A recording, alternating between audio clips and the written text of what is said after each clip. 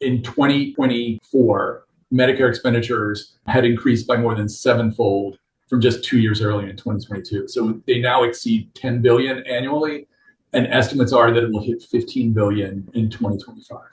Skin substitutes seem particularly vulnerable to fraud, waste, and abuse, and there's been numerous investigations that have come back with findings of fraud.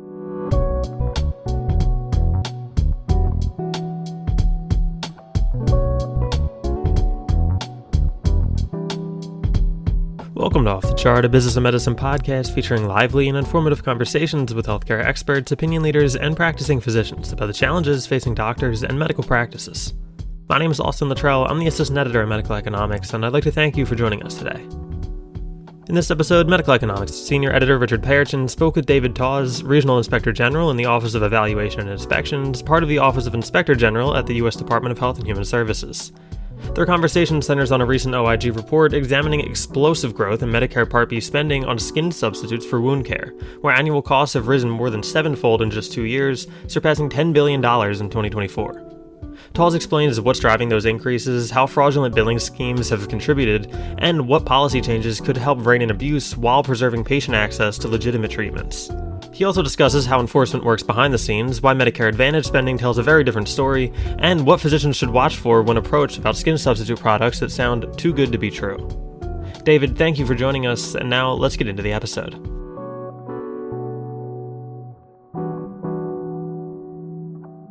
Thank you for joining us today. Thanks for having me.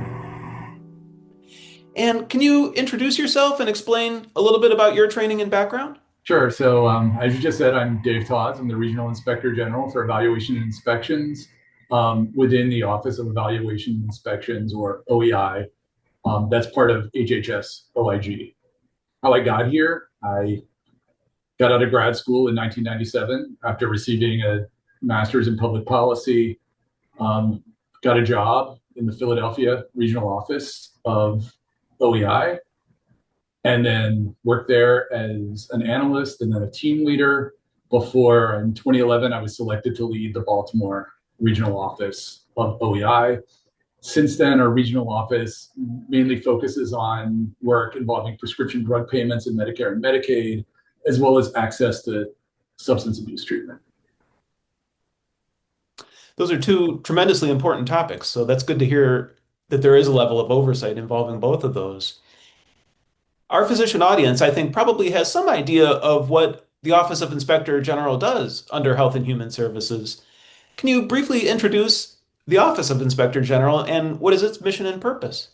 Sure. So we've been around since 1976, trying to ensure that HHS programs are operating well and protecting the health and welfare of beneficiaries who depend on HHS programs.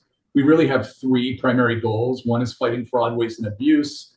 Another is promoting quality, safety, and value in HHS programs. And finally, advancing excellence and innovation.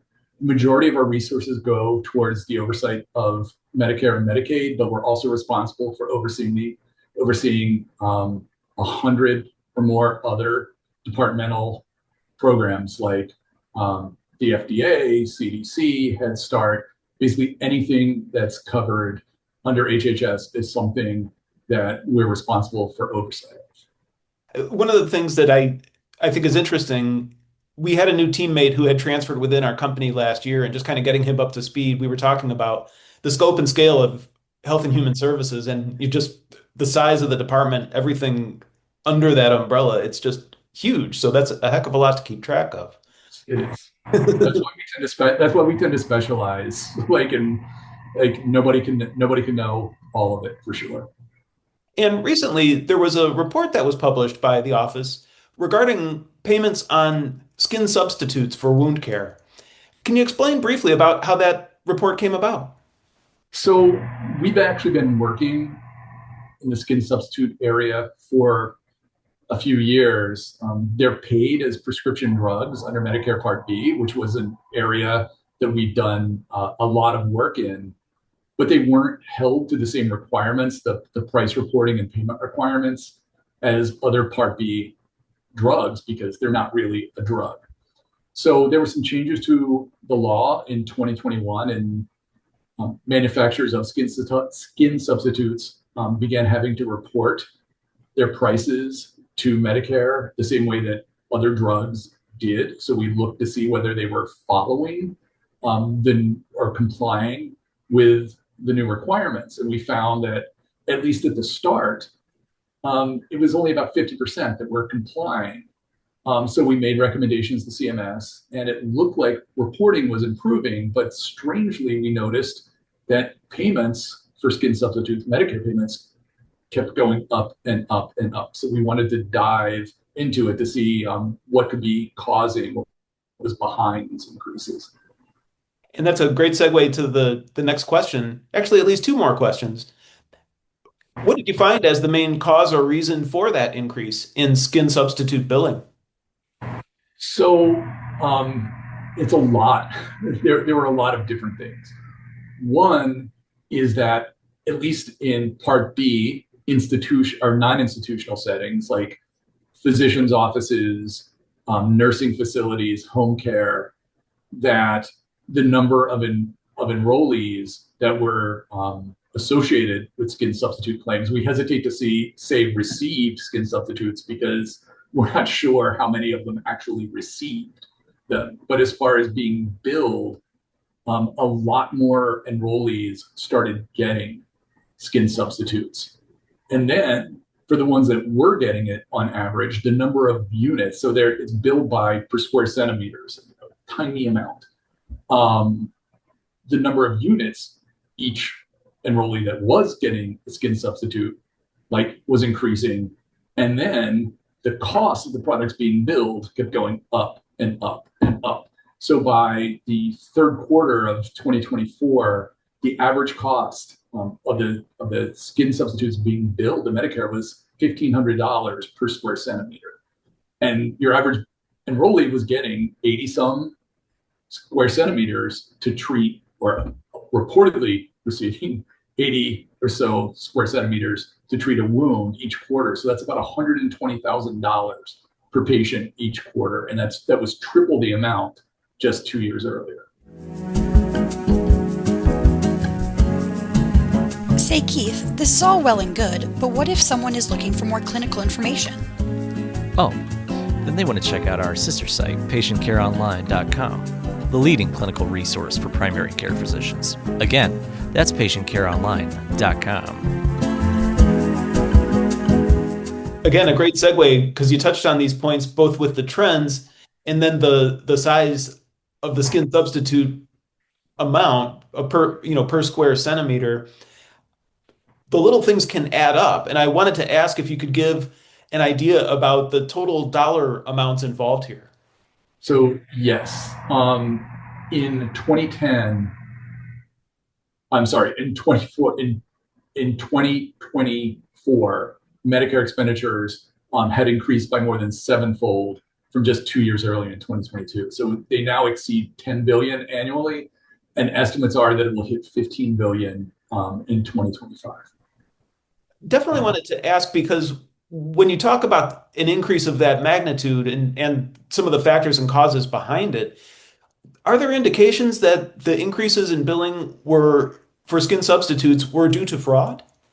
So we can't say exactly what percentage of the payment increases are due to fraud, but it definitely appears to be a significant issue, given the high payment amounts, in many cases much higher than their cost. Skin substitutes seem particularly vulnerable to fraud, waste, and abuse, and there's been numerous investigations that have come back with findings of fraud. To elaborate on that maybe a little bit, can you comment on whether there have been any criminal charges, say, or civil filings for recovery based on this report and investigation? Yes, there's been several cases, but I'll hit the biggest one. That is actually, there's going to be a sentencing today. So earlier this year, the Department of Justice publicized a case involving an Arizona couple that pled guilty to healthcare fraud. Alexander Gerke and Jeffrey King pled guilty for causing over $1.2 billion of false and fraudulent claims to be submitted to Medicare and other health insurance companies for skin substitutes over just a period of around 12 to 18 months. So they weren't even medical professionals. She had run an art studio and worked in real estate. He was a DJ and a producer. They started a wound care company, hired a bunch of marketers, supposedly from the solar panel industry, and they scoured nursing homes, hospices, and other settings to find patients with wounds.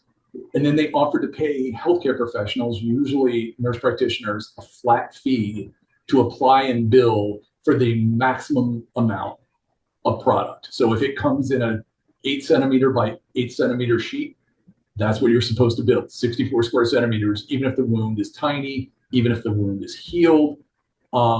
They were actually arrested at Phoenix Sky Harbor Airport preparing to leave the country. They said it was for a honeymoon. We'll never know.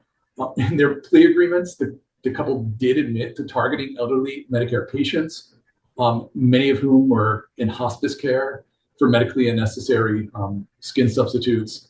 And along with more than $1 billion in restitution, they face up to 20 years in prison. As I said, Alexander Gerke is actually being sentenced, or scheduled to be sentenced today in Arizona. And not to put too fine a point on it, but when you're talking about that figure, just to emphasize for our audience, that's billion with a B. This is a lot of money involved. Yes, that is a lot of money. And there's obviously, that's a huge case. There were many smaller cases out there, but I mean, it was $1 billion again in just 12 to 18 months. So that shows you how much money is to be made on this by unscrupulous actors. I wanted to maybe differentiate a couple more issues, if I may, for our audience, because it appeared that there were some differences in the spending trends for Medicare Part B and Medicare Advantage. Yes. And I was hoping you might be able to discuss that distinction. So Medicare Advantage now covers about more than half of Medicare enrollees. So you would expect maybe spending or utilization to be the same or close to the same between Medicare Advantage and traditional Medicare. But in the third quarter, or in all of 2024, only 3,800 patients received or were billed for a skin substitute in Medicare Advantage compared to 24,000 in Part B. So more than 6 times more people in traditional Medicare received a skin substitute compared to MA. And then spending in MA was less too. So the average per patient was less, the number of units, the amount of the cost of what was billed. So MA spending was just 7% of Part B spending. This is likely because MA can use reimbursement and coverage tools like prior authorization that at the moment aren't really available in traditional Medicare. This is maybe a little bit wonky, but I think our audience will appreciate, only because I know that there are a lot of different arguments around Medicare Advantage and its goals and purposes and functions and whether it is an ideal system. Where I'm going with this is that I know that in the past there have been some claims that there is greater propensity for fraud, waste, abuse in Medicare Advantage than in traditional Medicare. And this is a scenario kind of flipped it on its head a little bit. Yes, and I think it speaks specifically. I can't get into bigger differences in fraud between the two programs. There's just something specifically about skin substitutes. And I think it has to do with if a lot of these are fraudulent, prior authorization and Medicare Advantage would catch them. So if you've got an item that is particularly vulnerable to fraud, some of the aspects of MA will keep payments from being made compared to Part B, where those kind of tools are more limited. One of the things I wanted to ask about as well, like I said, we have a physician audience, and I know that doctors work in a number of different care settings, across the U.S. healthcare system. Based on the analysis, were there any trends that you noticed regarding typical care settings that used the most skin substitutes? So our work focused only on non-institutional settings, I think, as I said earlier. So most of the units, most of the enrollees, are being treated in physicians' offices, and that would include podiatrists and nurse practitioners, a lot of times wound care professionals. But home care has grown to about a quarter of patients. But interestingly, that quarter of patients represent more than half of expenditures. And that's because, for whatever reason, those reportedly being treated at home get much more expensive products and a lot more units of that product than they do in physicians' offices. One of the things I was kind of wondering about, and let me sort of formulate the question, because I didn't have this down exactly in my question list very specifically, but in our conversation, you had referred to that report that had come out earlier. I had it dated as March 2023 that Yes. began to identify those significant gaps in manufacturer compliance with the reporting requirements for skin substitutes. And I was hoping, specific to this report and analysis, or maybe just more in general, can you talk a little bit about, as trends maybe emerge over time, it seems like sometimes a situation happens and then, like I said, the trends sort of show up in the data, and then there has to be maybe enforcement action or audits or additional requirements for compliance. And I guess, can you talk a little bit about just sort of that process, maybe in general terms? And I mean, that is something that we face all the time, especially in traditional Medicare, where bills are required to be paid like within a certain amount of time. So in those cases, we have to wait for claims data to come in, notice anomalies in the claims data, and then hopefully make recommendations to Medicare or Medicaid to make changes. It's a timely process and a time-consuming process, and we've gotten much better at accessing data in real time, but there's always going to be a lag in between when something pops up and when the enforcement can catch up to hopefully trying to fix it.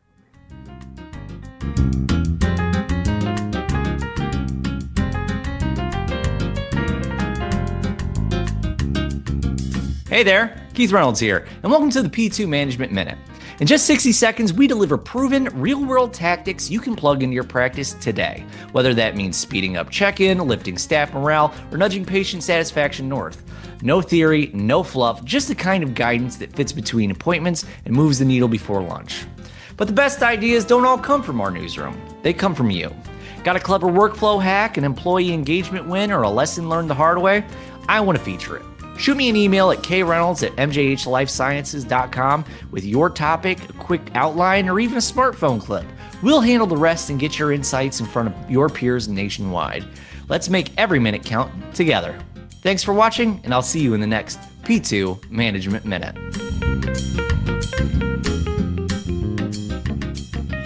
And again, specific to the skin substitutes, the Inspector General report includes a call to action needed to rein in massive increases in Medicare Part B spending. Can you talk about those recommendations? Sure. So we want to make sure that when policymakers are thinking about what to do here, we want enrollees who need the treatment to get the treatment. But we also want to remove incentives that drive inappropriate and even fraudulent billing. So what we suggested to policymakers as they're looking to fix this issue, we just posed a few questions like, should skin substitutes be treated as drugs and biologics for Medicare payment purposes? That could be one of the issues driving that they're not like drugs and biologics, and the same methods that maybe work to pay for drugs and biologics don't work to pay for skin substitutes. And then even if skin substitutes continue to be paid as a drug and biologic, are there methods other than ASP or average sales price that could be used to set payment? And finally, what lessons could Part B take for Medicare Advantage? regarding coverage and payment, given that expenditures and utilization under Part B are under Medicare Advantage are just a fraction of Part B. So it's hoping to find that balance between ensuring folks that need the care get it, but making sure bad actors can't just come in and bill for hundreds of millions or even $1 billion and get paid and then try to flee the country. And I think you touched on these points a moment ago, offering some of that guidance. How do you anticipate Office of Inspector General will remain involved with CMS, guiding future policy on reimbursement for skin substitutes? So CMS has enacted or proposed, not yet enacted, a few changes to deal with this, including how payment is set for skin substitutes, as well as some other AI tools. Their skin substitutes are being included in a model in 6 states to try and identify claims that should be subject to prior authorization. What OIG will do is we'll track to see how those changes affect billing for skin substitutes. If fraudulent expenditures or just expenditures overall even and utilization go down, if it shifts around, if there's new products that maybe these bad actors shift to.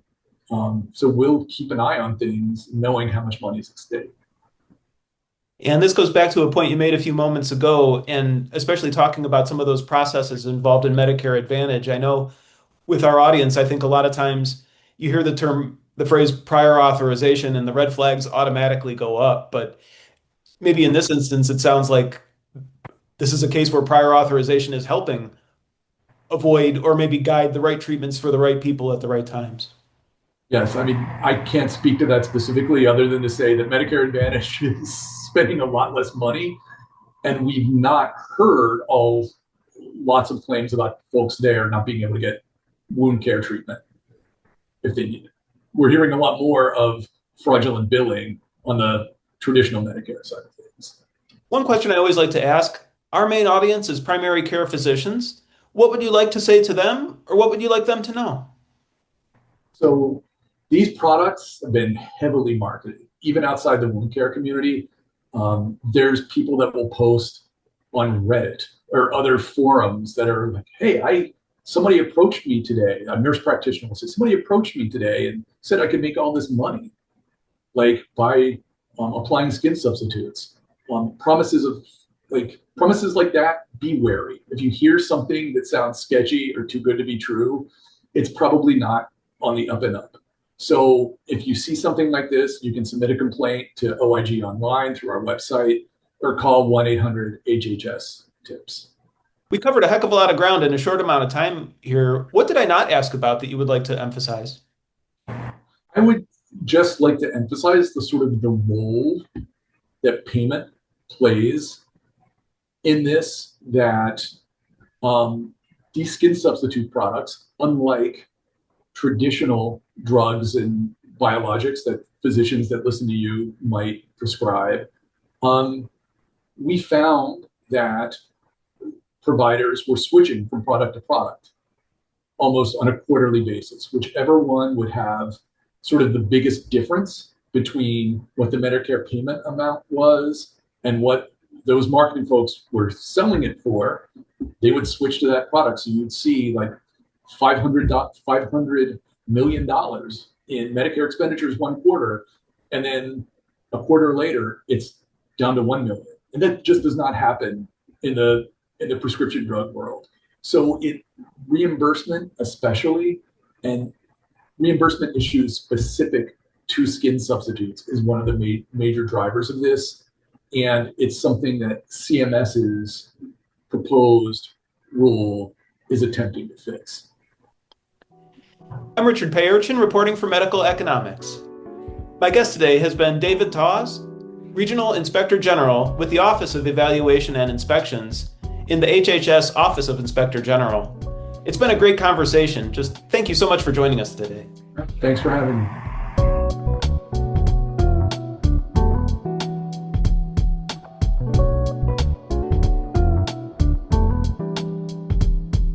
Once again, that was a conversation between Medical Economics Senior Editor Richard Perichin and David Tawes, Regional Inspector General in the Office of Evaluation and Inspections, part of the Office of Inspector General at HHS. My name is Austin Luttrell, and on behalf of the whole medical economics and physicians practice teams, I'd like to thank you for listening to the show and ask that you please subscribe so you don't miss the next episode. Be sure to check back on Monday and Thursday mornings for the latest conversations with healthcare experts sharing strategies, stories, and solutions for your practice. You can find us by searching Off the Chart wherever you get your podcasts. Also, if you'd like the best stories that medical economics and physicians practice publish delivered straight to your email 6 days of the week, subscribe to our newsletters at medicaleconomics.com and physicianspractice.com. Off the Chart, a business and medicine podcast, is executive produced by Chris Mazzolini and Keith Reynolds and produced by Austin Luttrell. Medical economics, physicians practice, and patient care online are all members of the MJH Life Sciences family. Thank you.